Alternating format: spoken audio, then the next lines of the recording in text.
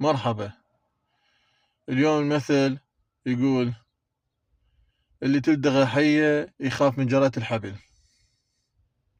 مرات الخوف يخلينا نشوف الأمور البسيطة خوف، أو وحشة أو وحوش يخليها أشوفها. فنريد احنا نعرف العراقي ليش يقول اللي تلدغه الحية يخاف من جرة الحبل. هذا المثل يحكي عن عقدة الخوف.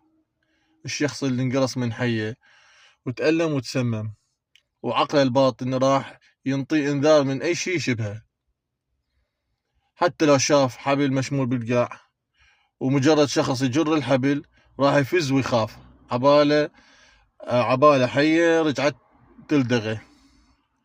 هو مو جبن، ولكن ألم من هو إنما شلون نقول، هو متألم من تجربة قديمة، أو نشوفه من تجربة قديمة.